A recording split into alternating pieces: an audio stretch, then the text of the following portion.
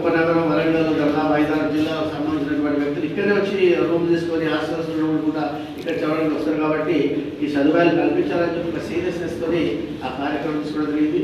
అదే కాకుండా దాదాపు 42,50,000 బ్రాంచ్ లైబ్రరీస్ డెవలప్ చేయడం జరిగింది.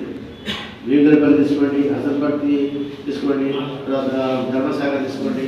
ఒక్కటి మిస్ ఎక్కడైనా అంటే నేను పరకాలని కూడా 1,90,00,000 ఎస్టిమేట్ చేయడం జరిగింది. అక్కడ కూడా మంచి గ్రౌండ్ అండ్ ఫస్ట్ చేద్దామని చెప్పి అది కొంత జాప్యం, హైదరాబాద్ పర్మిషన్ జాప్యం వల్ల కొంచెం ఆగిపోయింది. అది కూడా చేద్దామంటే కూడా ఈ